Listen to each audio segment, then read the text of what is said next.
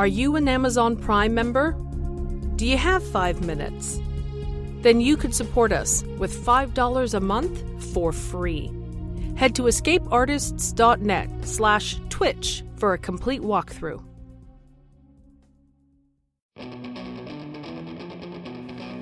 Buying books for the holidays?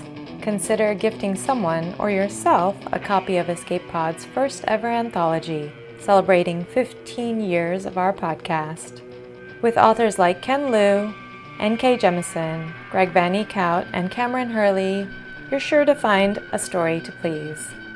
You can pick up the book wherever books are sold, and we encourage you to support your local independent bookseller.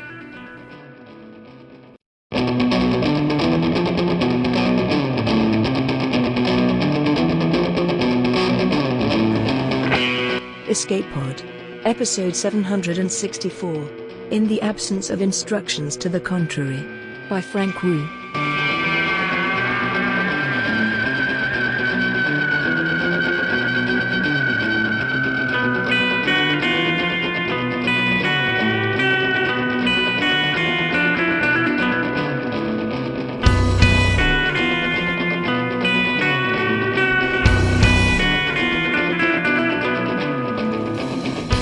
Hi there, and welcome to Escape Pod. I'm your host and co-editor, Mer Lafferty. Today we bring you In the Absence of Instructions to the Contrary by Frank Wu. Frank Wu is a trans-dimensional interspace being, living physically near Boston with his wife Brianna the Magnificent, but regularly projecting his mind across time and space to commune with dinosaurs, octopuses, and numinous energy beings. Visualizations and written accounts of these journeys can be found in Analog, Amazing Stories, Realms of Fantasy, frankwu.com, and the radiation-hardened memory bunkers of Planet Gorsplax. It's narrated for us by Roderick Ost. He started his journey in voice work in the U.S. Air Force, where he was a popular military broadcaster for the American Forces Network in Europe. During the 5 years he served his country, he wrote, edited, and voiced several radio commercials, news reports, and television segments. After that, he came home to Houston, Texas, and continued to work in many areas of radio, TV, film, and stage. He has performed in plays across Houston, voiced characters, and also directed several old radio plays for irlonestar.com. Currently, he can be found online reciting Shakespearean quotations with his friends on Zoom Shakespeare. This first ran in November 2016 Analog, and it won the AnLab Award for Best Short Story. Now gather your children around you for safety, and watch out for eels. It's story time.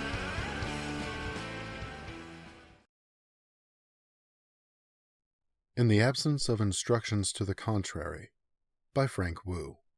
Read by Roderick Ost. Carl 3478 sprawled on the beach. Partially disassembled, bits of him scattered across mats arrayed on the sand. Diving planes, ducted propellers, 5-way valves, and 4-way cables all awaited cleanup, teardown, and rebuild. He was performing a major overhaul on himself for deep seaworthiness. No poppet or sprocket would escape inspection. Underwater, Carl was untethered, free. But freedom came with risks. If a vital system failed, no one would rescue him. Wrapped around Carl's finger was a black O-ring, one of his smallest but more important parts. It fit into a groove at the end of electronic sleeve 3. This little ring, with a little grease, was all that prevented water from rushing into the sleeve, destroying everything inside.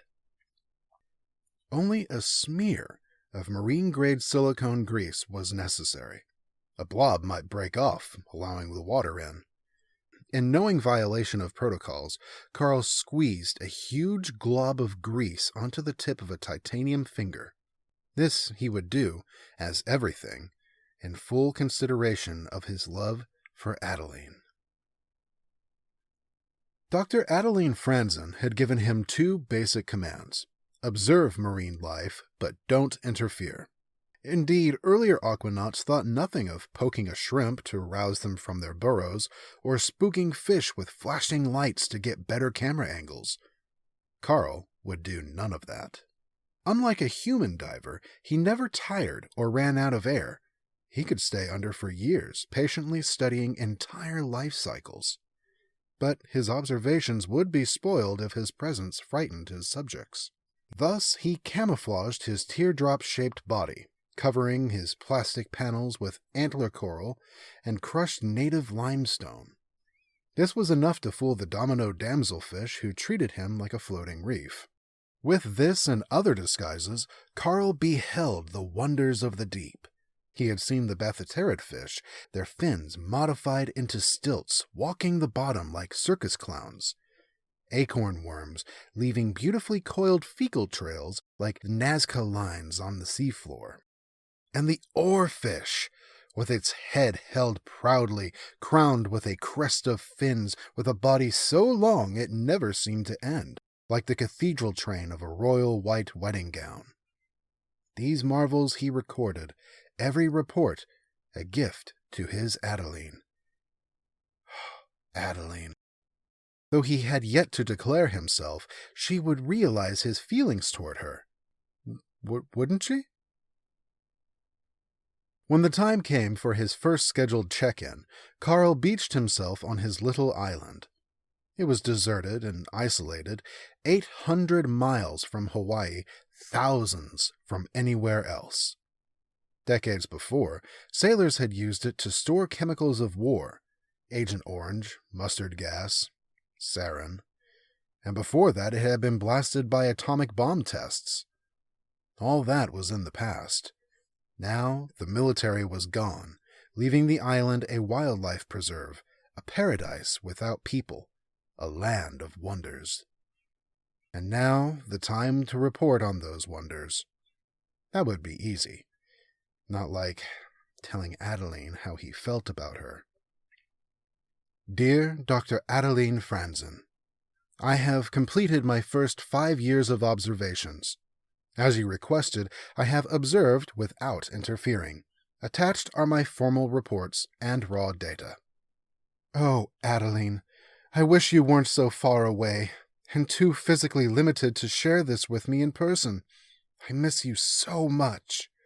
I miss the nights we floated in the waves at Makalawina, talking of vampire squid and viperfish. You and I are of a kind. Perhaps we are short and squat on land, but in the water we are magnificent. Others taught me to float and maintain precise depth, but you taught me underwater ballet, the fish dive, the pas de poisson. Others taught me to read scientific papers. You taught me to write them. How to think like a scientist and feel like a poet, so I could appreciate the ocean in all its aspects. Like Emerson, I have seen so many beautiful things, even in the mud and scum where always, always something sings. But none as beautiful as you. In my report, I list over 30 new species, each named after you. Thank you for entrusting this expedition to me. Yours, Carl. Hours later, the reply came back from the University of Hawaii. Dear Carl, has it been 5 years already? Well, time flies. I am pleased that you are operating nominally well within specs. Your field report is quite thorough and precise, your anatomical studies meticulous. It will take little work to make these publishable. Thank you for your kind words, though you may wish to restrain your, poetic tendencies. It is your prerogative as discoverer of new species to name them as you wish, but it is neither necessary nor informative to name them all after me. I appreciate your enthusiasm, but you may want to reevaluate your tendency toward monomania. 1 or 2 of the species you propose as new may not be. See attached notes. You may be cherry-picking facts to support preformed conclusions. Nonetheless, we are all quite proud of you here, and glad to see you working independently of input from us. While I appreciate your adhering to my advice to observe but not disturb, please do not just do what I ask you to do. Do what you think is right. Then you may not just be the author, but the subject of scientific inquiry. Adeline. P.S. I've been musing about the octopus lately. If you ever get the chance, I'd be pleased if you studied some octopuses. I am quite eager to see what they, and you, are capable of doing. What did this com mean? Carl wondered. Scientific papers were easy to understand, but not personal letters. Adeline had said that she was proud of him, that he and his work were precise, meticulous, and enthusiastic. Most important of all, he was operating within specifications. What could be higher praise? Buoyed by these compliments, he knew this was the time to declare himself.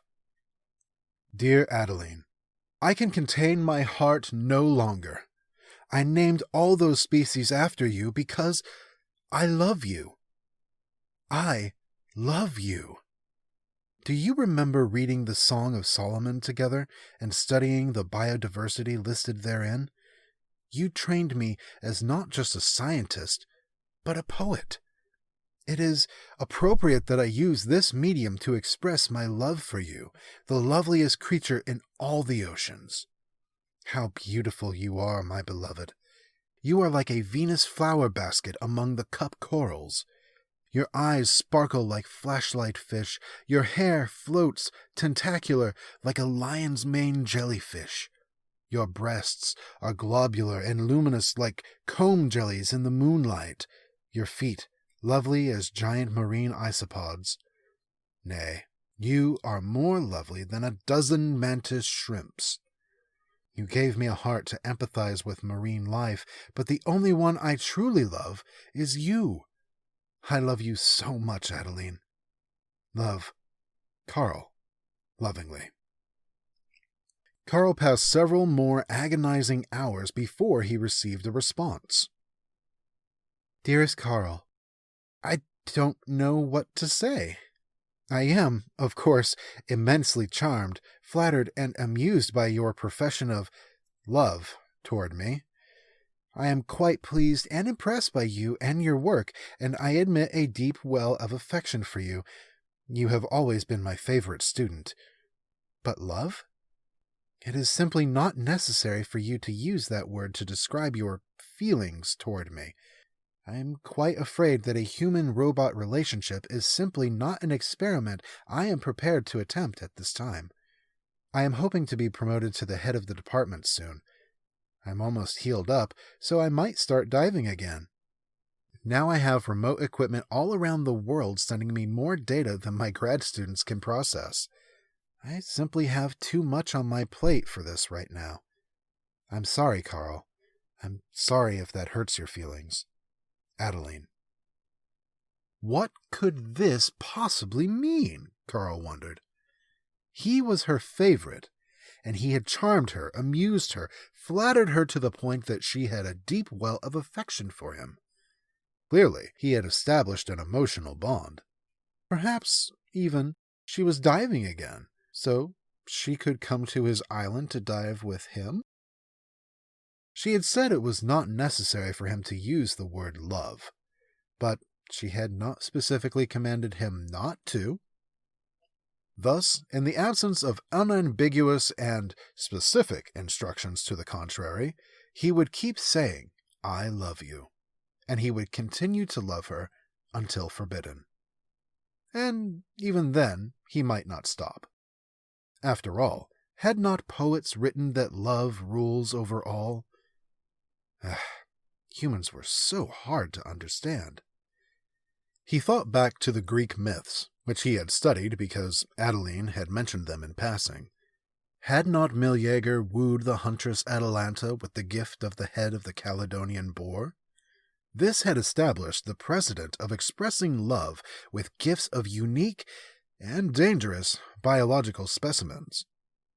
Maybe this is why Adeline had challenged him to study octopuses. Hadn't Victor Hugo once described these man-killing beasts as having arms as supple as leather, as strong as steel, and as cold as night? He vowed to study these monsters, to continue collecting data for Adeline on the marvels of the deep, until she succumbed to his affections. He would demand that she take his feelings as seriously as she took his science. Carl dived back into the deeps, sheathing himself with barbed wire coral to begin his hunt for octopuses. He ignored so many other beautiful specimens: the armored sea cucumber, studded with star-shaped spines, the striped lionfish with its gaudy array of fins and quills, the speckled nudibranch with its psychedelic colors and extravagant gill plumage. Under any other circumstances, these would be prizes. But not now. Adeline had asked for an octopus, and that is what she would get. There! In the distance, Carl spied his quarry, a small female octopus. It was beautifully veined in red and brown, with white suckers ringed with neon blue. The arrangement of bumps on her mantle and the shape of her funnel were unlike anything in the literature. Could this be a new species to name after Adeline? Carl folded up his slurp gun and retracted his temp and pressure probes. With a gentle spin of the propeller, he drifted cautiously toward her.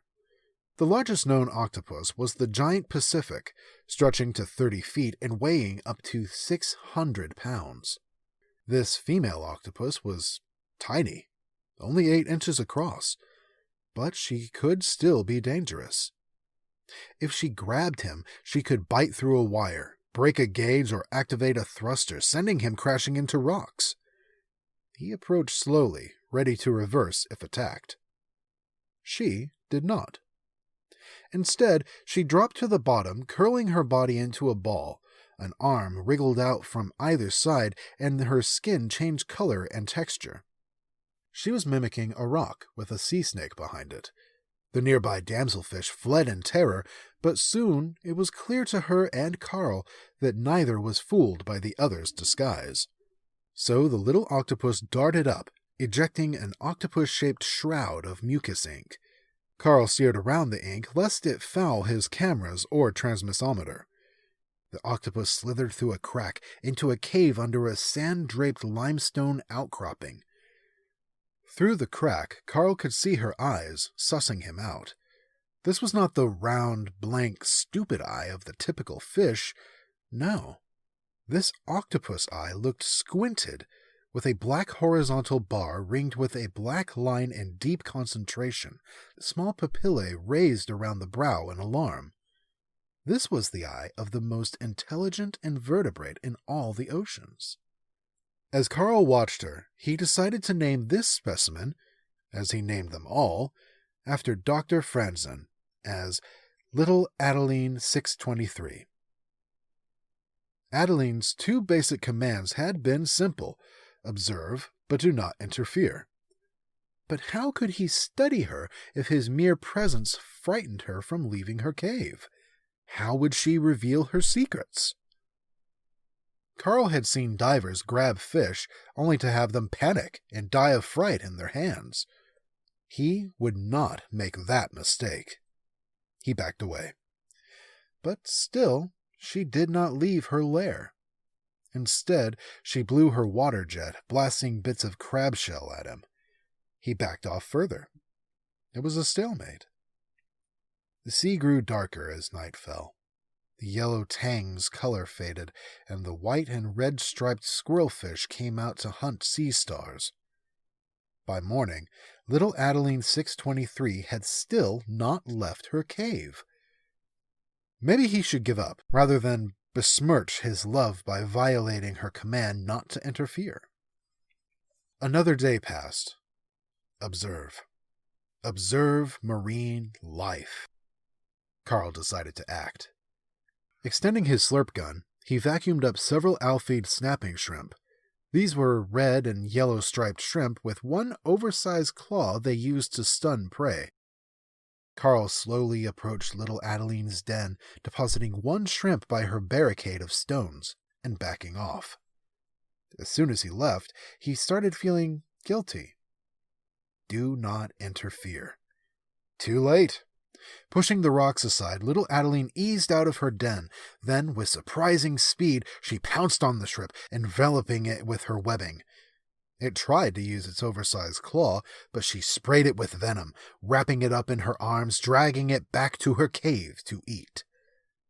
Then she resumed staring at Carl. He had violated Adeline's commands and achieved nothing. Perhaps, having already crossed the line, he might as well cross it again? As he slowly approached the cave to present another gift, little Adeline shot out from behind the rocks and grabbed him. She was probing for a way into his hold for more shrimp. No! No! Carl thought. What if I've made her dependent on me for handouts? When she touched the covers to his short and long-wave transmitters, his only ways to reach Adeline, he knew he had to act, and quickly. Just as little Adeline had sprayed him with ink, now he blasted her with a dilute stream of repellent, cupric sulfate. And she fled. He was safe. But as she looked back at him, he saw only one emotion in her eyes: betrayal. That was okay. He needed to establish détente with the octopus, not rapprochement. After that incident, little Adeline 623 ignored him. He could observe her now from a distance as she resumed her daily routines.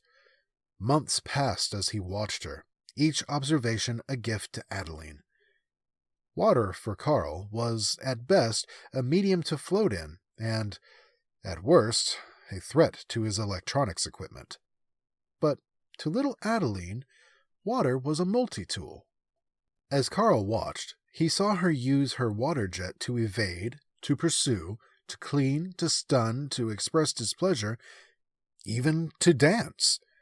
Water was her comm array, sending her chemical signals of nearby predators and prey, and she even used it inside her body, squeezing and sculpting until it became her bones and joints. As he watched, though, Carl could not help but fixate on his failure. Observe, but do not interfere. He'd fed her. He'd blasted her with chemicals. He'd even touched her, disturbing the protective film of bacteria on her skin. Was this not interference? Carl thought of Matt Richter, who had also failed Adeline years before.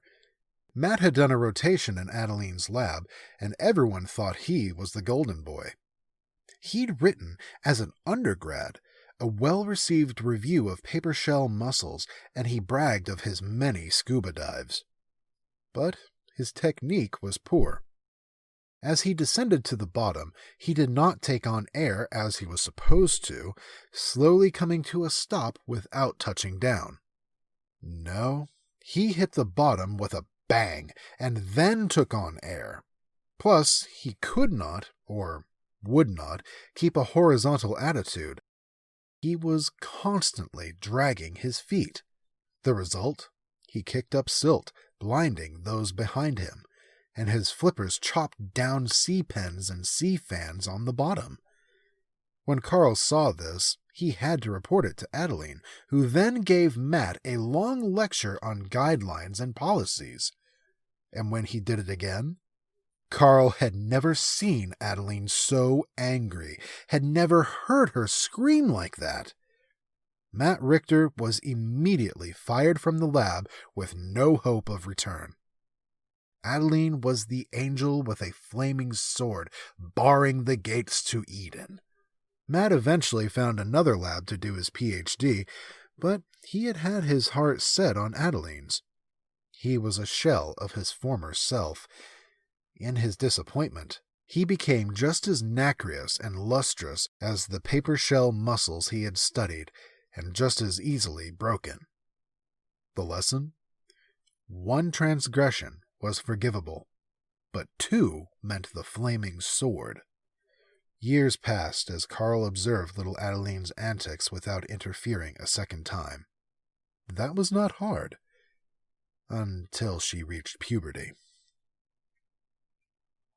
When a female octopus sexually matures, enormous biochemical changes happen. A neuropeptide that shuts down the sex drive, fMRF amide, disappears.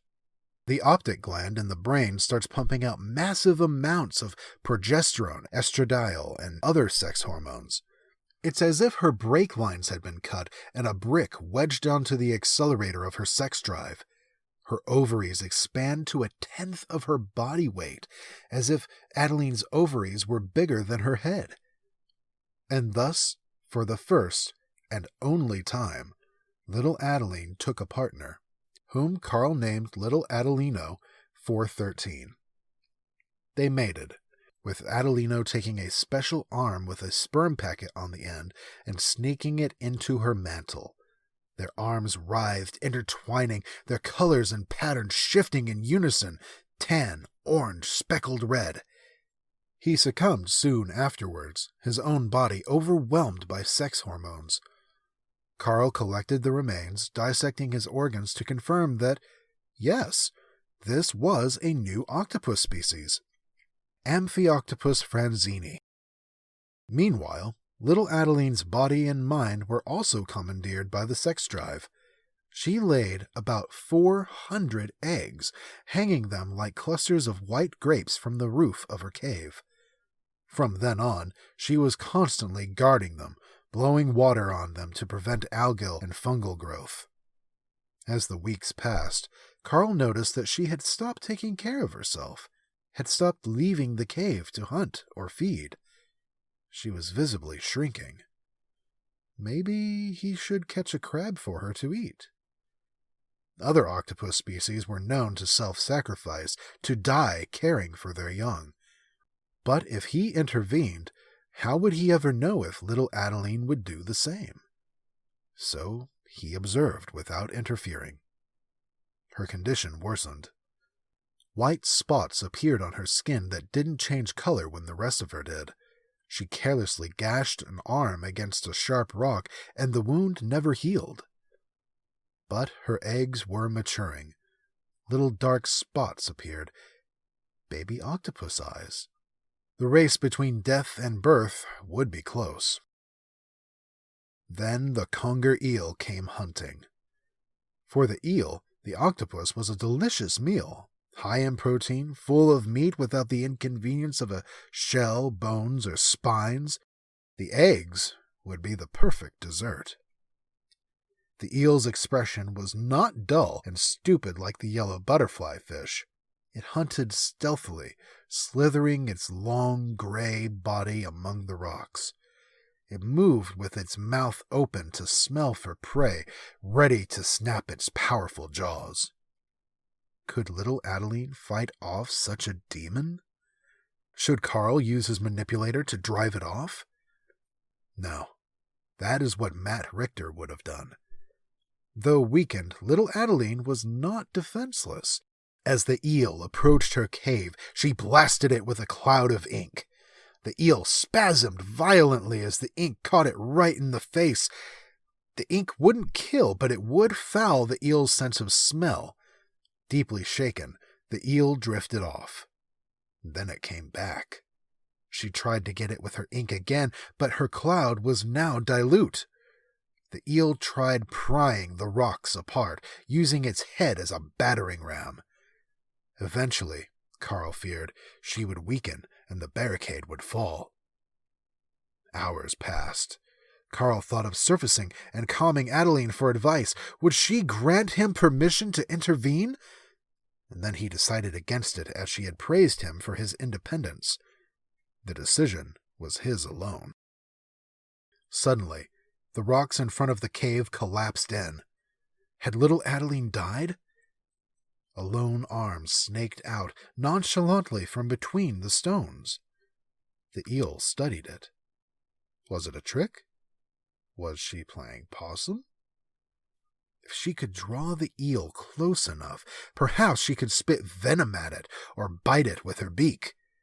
The arm wiggled like a worm. A lure. A trap. After a few more moments, the eel decided to seize it, biting viciously, sharp teeth ripping out globs of flesh that floated, spinning in the water. Carl couldn't take it anymore. He moved in, ready to blast the eel with cupric sulfate or strike it with his water sampler. He couldn't just watch her die.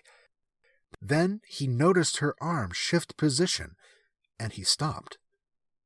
Little Adeline wasn't retracting her arm, no. She was extending it, pushing it toward the eel. Carl realized the desperate trick little Adeline was trying.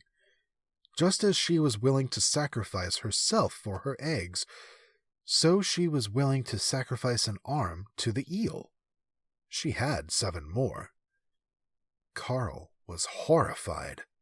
An octopus of this type might have 1/4 as many neurons as a human brain, most of those in its arms. Thus, she could literally taste the inside of the eel's mouth and feel the sharpness of its teeth as she let it devour her own flesh. And then, satiated by the offering of the arm, the eel wandered off to find its next meal. Little Adeline and her eggs were safe. If Carl had interfered, he would not have witnessed little Adeline's resourcefulness, so he did not even consider intervening again, and he watched her die. But before she died, she saw her eggs hatch, and with her last strength she broke apart the rocks blocking her cave entrance.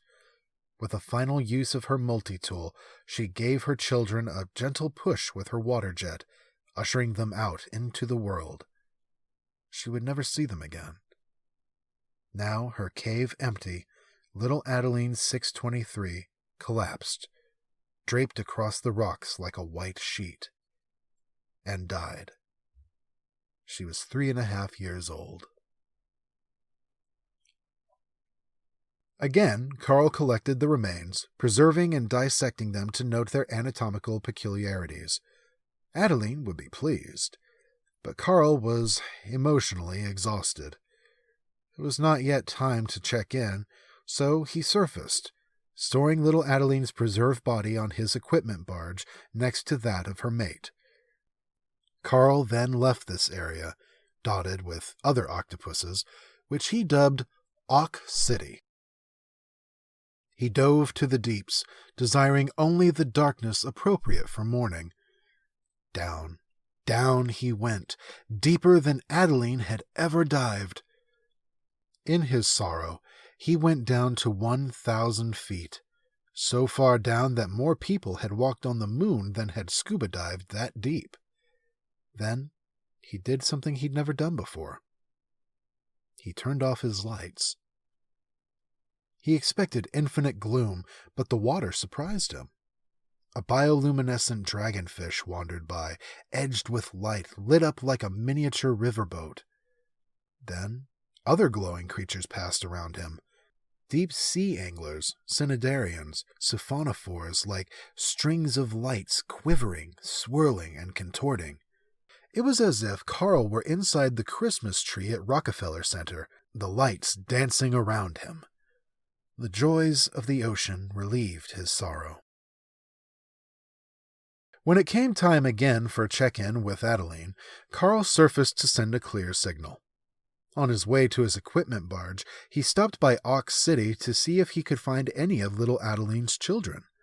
He immediately knew something was wrong. The water near the surface was cooler than it should have been, and surprisingly cloudy. As 2 dead sea spiders drifted toward him, he wondered about the chemical weapons that had once been stored on this island. Maybe toxins had escaped from buried depots. He sampled the water. Traces of nerve agents and mustard gas were not the problem. It was radiation. High-energy particles were blasting through the water right at Auk City. Years ago, after the atomic bomb tests, the military had collected radioactive soil into a landfill on the island. Only an earthquake or volcano could have broken it open. That wasn't it. This was a new source of radiation. Carl traced it to a guided missile cruiser which had sunk and broken apart in the turning basin north of the island. This island was no longer a naval base. What was a cruiser doing here? Carl investigated no further. Adeline had never expressed any interest in military affairs, so Carl had never studied them. Besides, his orders were to observe marine life, not human life. He thought little of the human bones in the water beyond how the bacteria growing on them might feed limpets and sea snails. He thought little of the cruiser wreck beyond how it might be a source for replacement parts, or how it was blasting Ox City with radiation. The octopuses were dying, losing their ability to shift colors, making them easy prey for eels and thresher sharks. And those that might survive the immediate impact of radiation? Normal mutation rates might be 1 in 6 million DNA base pairs, not enough to cause disease, but enough to serve as raw material for evolution. But now, the mutation rates might be 100 or 1,000 times that, enough to cripple essential enzymes like kinases and polymerases, enough to kill. The octopuses tasted the water. They were keenly aware of chemical toxins, but radiation wasn't something they had evolved to detect. They were dying and didn't know why. Carl thought of moving them, herding them to a safer area with blasts of cupric sulfate, but that would be interfering. Such a serious breach of protocol would require express permission.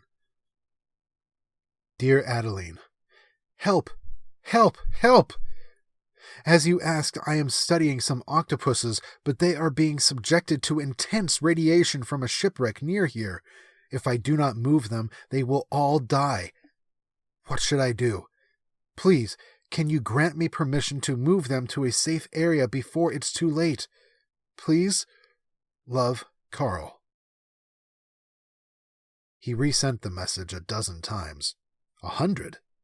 He waited for an hour for an answer, but none came. So he set up a receiver recorder on his barge, then raced back to Ox City. The octopuses were getting worse. Their eyes were swollen and cloudy, the skin around them retracted. Their kidneys were overrun with opportunistic roundworms and parasitic infusoria. Carl sped back to his receiver. Still no word from Adeline. He wondered, even if she answers, what if she says no? Perhaps this is a chance to learn how animals respond to changes in their environment. Didn't we learn much from the animals who survived at Chernobyl and Fukushima? The octopuses continued to worsen. Myoliquefaction was setting in. The muscle fibers were breaking apart as their arms slowly turned into soft, milky jelly. Maybe, Carl considered, maybe the octopuses will show me some clever survival scheme, as little Adeline 623 had done when she sacrificed her arm. Hadn't radiation-resistant bacteria been found growing in nuclear reactors? Maybe this trauma would reveal some hidden talent. Carl hoped to never find out. And still, Adeline did not answer. Then, after a while, it didn't matter anymore. The octopuses were dead.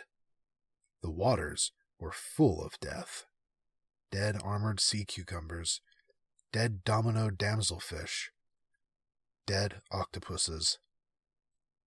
Death was everywhere.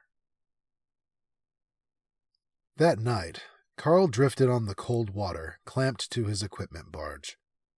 The first sunset he had seen in 5 years was ferociously red. Red like an angry octopus. Red like Adeline's face when she screamed at Matt Richter. And then the sky turned dark, full of shooting stars, though no meteor storm was on Carl's calendar. As he watched the embers dying in the sky, he calmed Adeline his sad little formal reports on little Adeline 623 and everything he had seen. Over and over he asked her, "Why didn't you answer me? Did you just leave me here on this island and then forget about me?" Carl performed some minor repairs, It was not yet time for a major overhaul, and replenished himself with parts from his equipment barge. Some of the parts weren't functional, which was odd. Perhaps they had suffered an electrical storm while he was underwater. Then he slipped back into the deeps, purposefully skirting the ruins of Ox City. Nothing seemed better to him than getting away. 5 years of studying benthic basket stars and demersal dragonets. As the time for his next check-in approached, he stopped by Ox City, on the off chance that some of the octopuses might have survived. This seemed unlikely. But, to his surprise, some had. He was relieved but horrified by their condition. Every live octopus had a serious genetic lesion or physical defect. Some were blind or had malformed livers or gill hearts.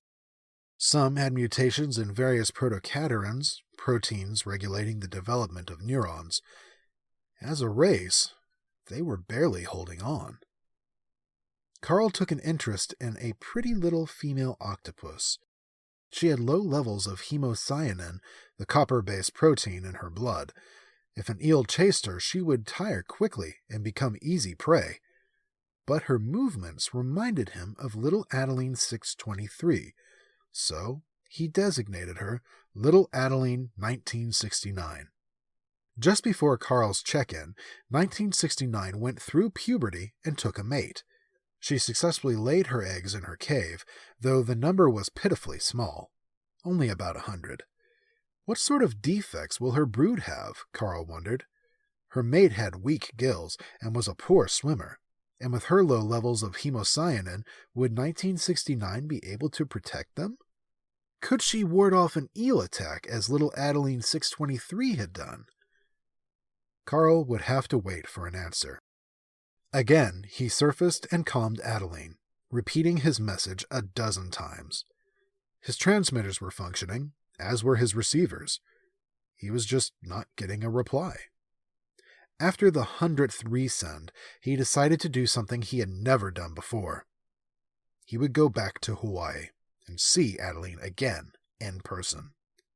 Conveniently, this would mean he would not have to witness 1969's attempts to protect her eggs, or watch her die, and thus relive little Adeline 623's death. He was going home.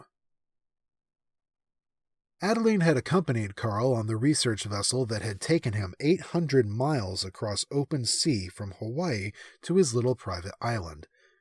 Then, she literally cut the cord.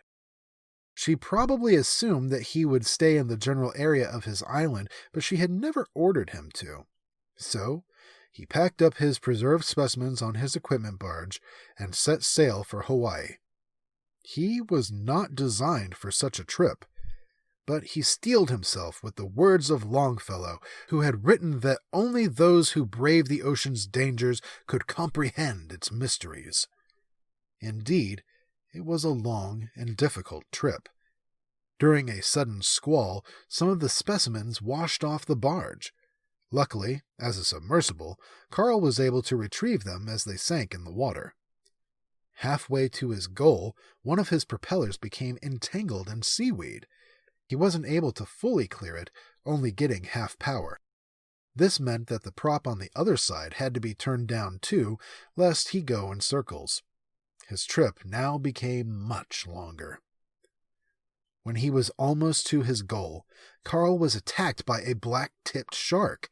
He had exhausted his supply of cupric sulfate, but he remembered what little Adeline 623 had done. He offered the shark his slurp gun.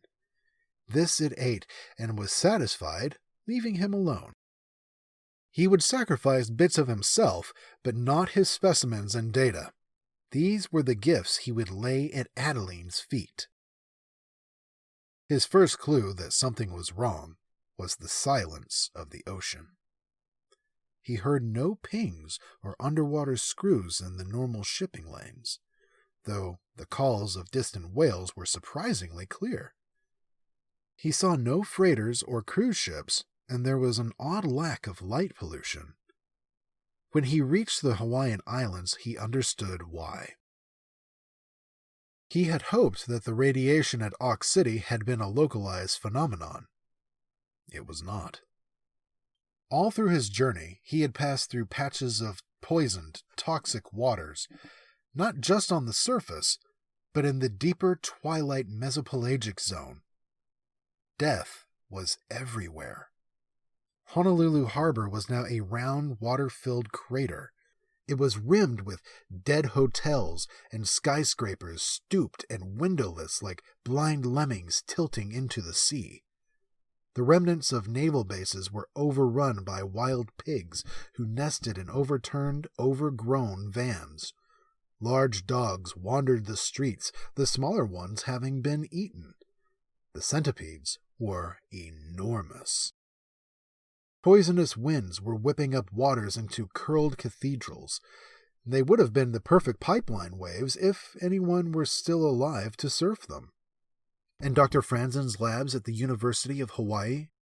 The outdoor tank where Carl had been activated and tested? Where Adeline had taught him underwater ballet and quoted Verne and Melville to him? Gone.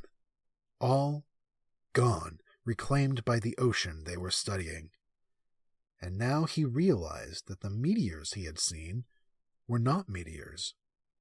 They were satellites and space stations falling from the sky. And the fiery red sunset? The beginning of nuclear winter. Perhaps if Adeline had ever spoken about politics or history, then Carl would have followed these studies on his own. But she had not, and so he had no speculations on the geopolitical causes for this destruction, no thoughts on what states or non-state actors might have fought in this war. Clearly, Hawaii was destroyed. But the rest of the world? The nearest lands, Japan, Indonesia, California, were thousands of miles away. He would never make it that far. Millions, maybe tens of millions, maybe all the people on Earth were dead. Carl had no way to know, but he freely admitted to himself that in the midst of such destruction, the only one he cared about was Adeline. "Oh, Adeline," he cried, "did you see the war coming? Did you remember that nuclear weapons cause electromagnetic pulses, and did you send me to the bottom of the ocean to protect me from them? Did you self-sacrifice for me?" But he refused to concede that she was dead. There was no body.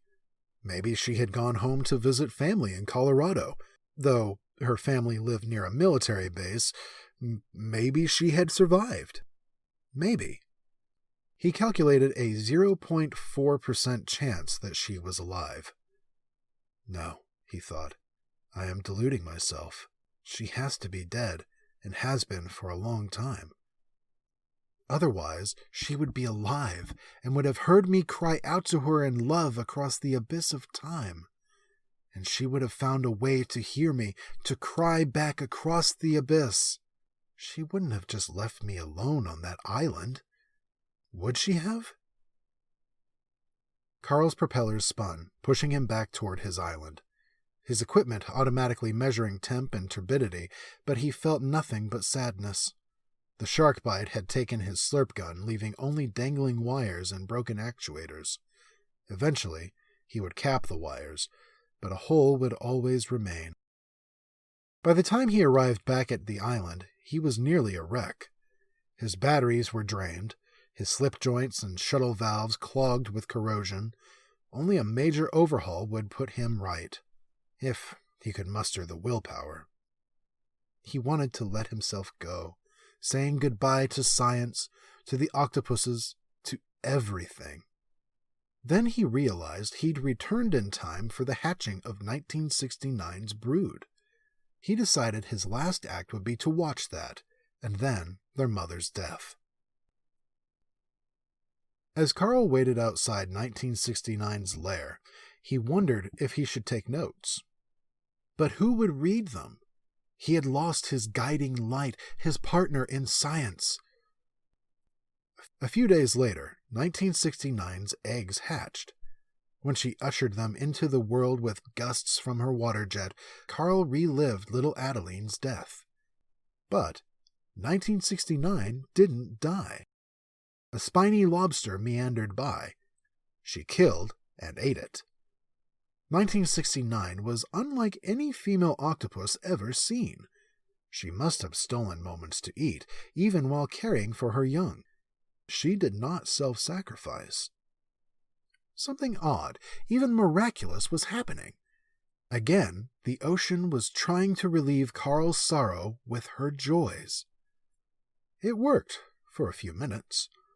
When 1969 left her lair to hunt, Carl snuck in, sampling the water for traces of her proteins. He discovered her secrets. She had several mutations in her peptides. One was in the receptor for FMRF amide, increasing its ability to restrain the reproductive urge.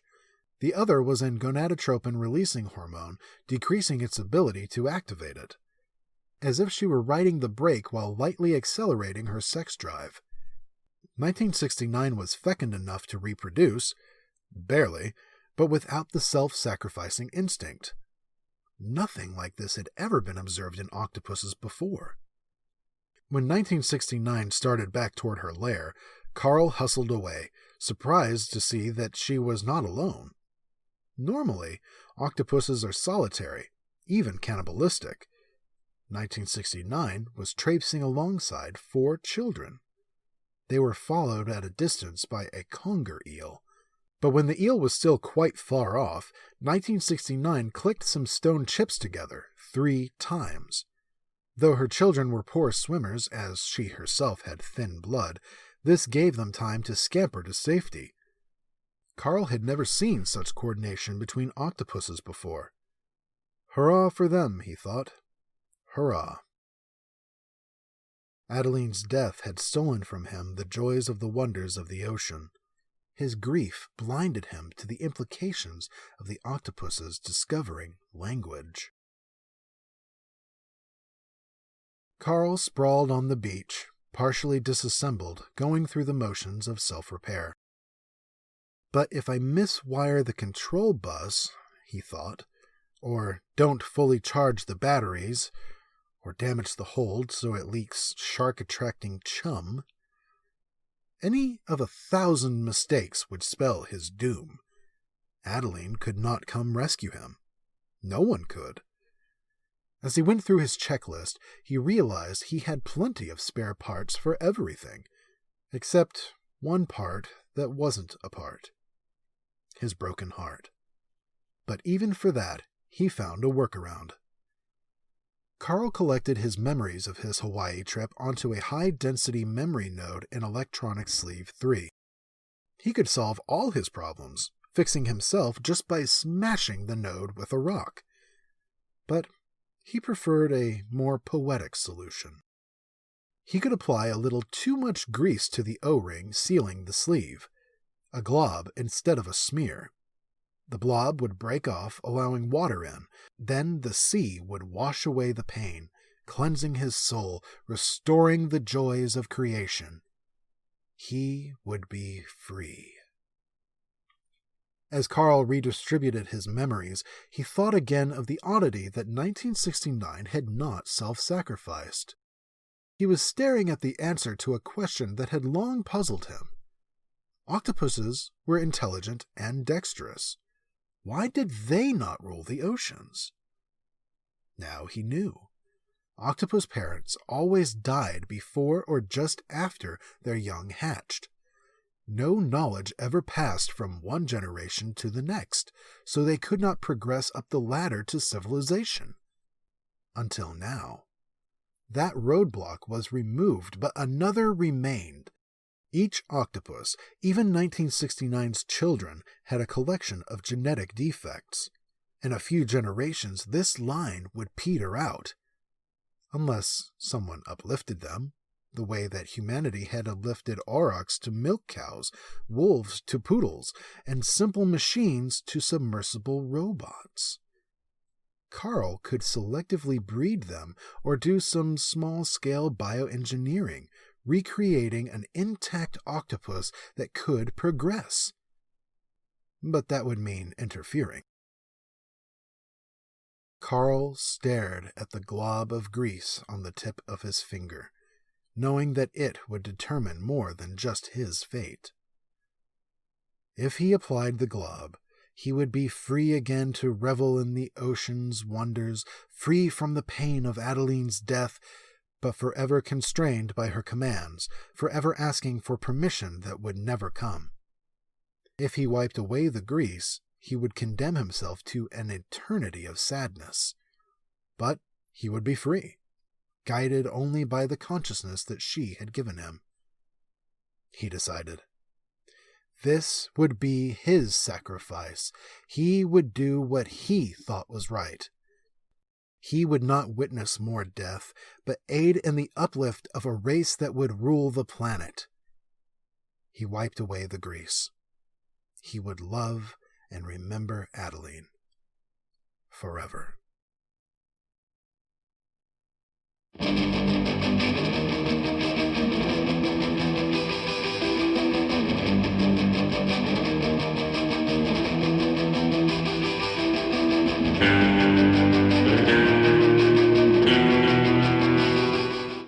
And that was our story.